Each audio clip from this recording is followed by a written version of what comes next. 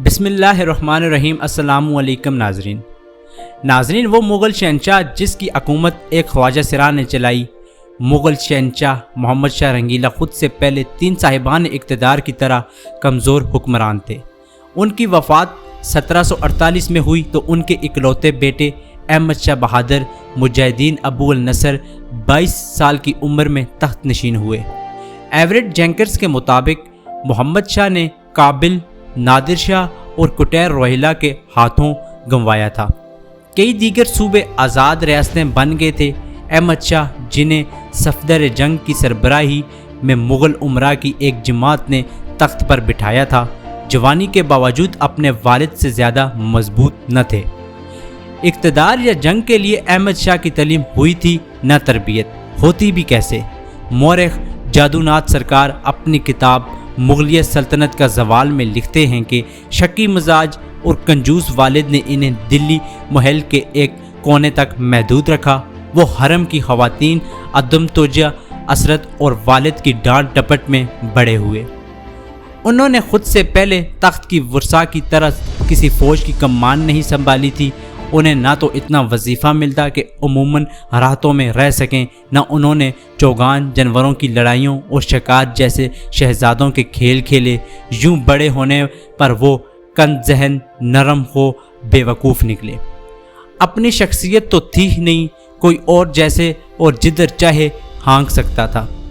سرکار کے مطابق مادر ملکہ ادم بائی عوامی رقاصہ تھیں۔ جب انہیں احمد شاہ کے والد محمد شاہ سے متعارف کروایا گیا، شہنشاہ کو وہ اتنی باہیں کہ انہیں ملکہ بنا لیا، لیکن انہوں نے اپنے اعتبار نہ بدلے اور اپنے بیٹے احمد شاہ کے تخت نشین ہونے کے دربار میں اپنی بڑائی جتانے اور پیسہ سمیٹنے کا موقع جانا۔ تاریخ دان جسونت لال مہتا کے مطابق ادم بائی کو یقین تھا کہ اگر مغل ہندوستان کو چلنا ہے تو خوش ہو، مگر قابل احمد شاہ کے ساتھ ساتھ کسی اور کو اقتدار سنبھالنا ہوگا، اور وہ خود وہی ہیں۔ ادم بائی کے لیے یہ مشکل نہ تھا۔ سرکار کہتے ہیں بائی میں حکومت چلانے یا اس کے لیے اہل افراد چننے کی صلاحیت تو تھی نہیں، لیکن نور جہاں کی طرح ریاستی امور خود چلانا چاہتی تھی۔ ہر روز اعلیٰ اعمال ان کی ڈیوڑی میں بیٹھتے اور وہ پردے کے پیچھے سے ان سے بات چیت کرتی۔ درخواستیں اور خطوط حرم میں انہیں پڑھ کر سنائے جاتے اور وہ ان پر حکم جاری کرتی جو حتمی ہوتے۔ احمد شاہ کی والدہ کے اپنے ذاتی ملازم جاوید خان، جو نوجوان اور وجیہ خواجہ سرا تھے اور طاقتور شخصیت کے مالک تھے، قریبی تعلقات رہے۔ شاہی وقار میں تب کمی آئی جب خواجہ سرا جاوید خان دیرینہ شاہی قواعد کے برعکس شاہی حرم میں راتیں بھی گزارنے لگے۔ جاوید خان محمد شاہ کے دور میں حرم کی ملازمین کے نائب منتظم اور بیگمات کی جائیدادوں کے منتظم رہ چکے تھے۔ ناظرین، وہ ادم بائی کے خاوند کی وفات سے پہلے ہی ان کے ذہن اور جسم پر قابض ہو چکے تھے۔ بائی کے بیٹے احمد شاہ کے تخت سنبھالنے پر جاوید کی ترقی کی رفتار تیز ہو گئی۔ انہیں 6000 دے دی گئی، مگر اس ڈر سے کہ زیادہ باتیں نہ بنیں، اورنگزیب کے دور سے چلے آئے جاوید خان کے آقا روز افروز خان پر بھی یہ عنایت کر دی گئی۔ وہ تب تک جوڑوں کے درد میں مبتلا ہونے کے باعث چل پھر نہیں سکتے تھے۔ اقتدار ہاتھ آیا تو عیش و نشاط کا سامان کرنے والوں میں گر گئے، اور شہنشاہ تو اقتدار اور سماج کی ذمہ داریوں سے صرف نظر کیے جیسے اس سب کے لیے تیار بیٹھے تھے۔ میجر پولیر نے 1777 میں دلی سے لکھا کہ شہزادہ احمد نے تخت نشین ہونے کے بعد خود کو مکمل دیگر نشہ آور شرابوں میں غرق کر دیا تھا۔ احمد شاہ نے انصرام عملی طور پر جاوید خان کے حوالے کر دیا اور کھلے عام تمام مسائل اس خواجہ سرا کو فیصلے کے لیے بھیجے۔ خود روک ٹوک کے بغیر جنسی لذت میں ڈوب جاتے، ادھر جاوید خان اس پیاسے نوجوان کی شراب نوشی کی حوصلہ افزائی کرتے اور حرم کو عورتوں سے بھرتے۔ ان عورتوں کے ساتھ مرد بھی آئے جن کا واحد مقصد عیش کوشی کی داد تھا۔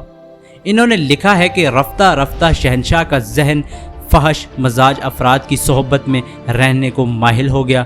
تاریخ احمد شاہی میں لکھا ہے کہ جاوید کو 19 جولائی 1748 کو دیوان خاص کا منتظم بنا دیا گیا۔ بادشاہ کے دربار میں حاضری ان کے ہاتھوں میں آ گئی اور وہ مخلص مشیروں کو شہنشاہ سے ملنے کی اجازت نہ دے کر اپنا اثر و رسوخ بڑھاتے چلے گئے۔ درباری مورخ شاکر خان کے مطابق انہیں جاسوسی کا محکمہ، شاہی ہاتھی، انعامات اور تقرر بیگمات کی جائیدادوں اور شہنشاہ کے خزانے خاص کا بھی نگراں بنا دیا گیا۔ انہیں 7 ہزاری منصب اور نواب بہادر کے خطاب کے ساتھ ماہی مراتب، خلت اور پالکی سے بھی نوازا گیا۔ ناظرین، سرکار کا کہنا ہے کہ جاوید خان اب جنگ اور امن، محصولات اور تنظیم کے فیصلے کر رہے تھے۔ ان کا واحد مقصد شہنشاہ اور ملکہ کو خوش رکھتے ہوئے اعلیٰ ترین طاقت اور اس کے ذریعے دولت و سرود کا حاصل تھا۔ انہوں نے اپنے لیے منافع بخش جاگیریں اور ان سے آنے والے محصولات کو شہنشاہ اور فوج کی بجائے اپنے لیے مخصوص رکھا۔ ناظرین، شہنشاہ کے سامنے لوگوں کی سفارش سے بھی وہ لاکھوں کماتے۔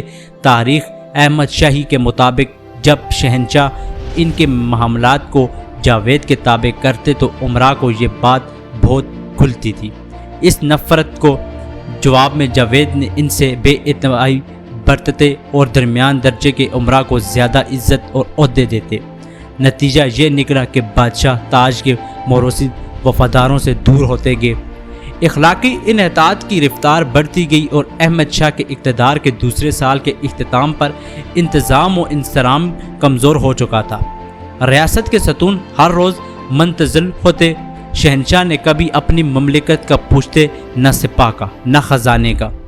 جاوید خان جو تمام امور ریاست پر قابض تھے، اپنی فطری استحطاط کے مطابق انہیں چلاتے اور شہنشاہ کو یقین دلاتے کہ سب کچھ قواعد کے مطابق ہو رہا ہے، تاکہ شہنشاہ کچھ ایسے امور سے بھی ہاتھ کھینچ لیں جن پر ان کی پہلے نظر تھی۔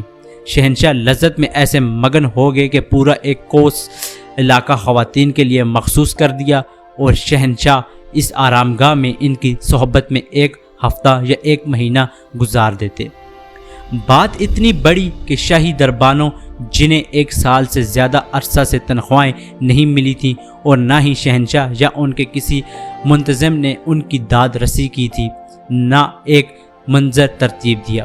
انہوں نے شاہی دربار کے صدر دروازے پر ایک گدھے اور ایک کتیا کو باندھا اور جب امراء اور دیگر درباری دربار میں حاضری کو آئے تو انہوں نے ان سے کہا، پہلے آپ ان کے سامنے جھکیں۔ گدھے کی طرف اشارہ کر کے کہا، یہ نواب بہادر ہیں اور وہ کتیا حضرت قدسیہ مادر ملکہ۔ ایک بار سپاہی اپنے واجبات کے لیے روز آواز بلند کر رہے تھے اور حکومت شاہی سامان بیچ کر مشکل سے 2 لاکھ اکٹھا کر پائی۔ شاہی محرک شارخ خان جو بیان کرتے ہیں، شاہی سامان، اسلحے، قالینوں، کھانا پکانے کے برتنوں، کھانے کے برتنوں، کتابوں اور آلات کی بیانیہ فہرست بنائی گئی اور یہ چیزیں دکانداروں اور پھیری والوں کو بیچی اور حاصل ہونے والی رقم سے سپاہیوں کی تنخواہیں ادا کی گئیں۔ اس سے عوام میں وہ ٹھٹھا اڑا کے بیان کے قابل نہیں۔ ناظرین، اسی امید کے ساتھ کہ آپ کو ہماری آج کی یہ ویڈیو پسند آئی ہوگی۔ اگر آپ کو ہماری آج کی یہ ویڈیو پسند آئی ہے تو لائک، شیئر اور چینل کو سبسکرائب کرنا مت بھولیے تاکہ ہماری نئی آنے والی ویڈیو آپ تک آسانی سے پہنچ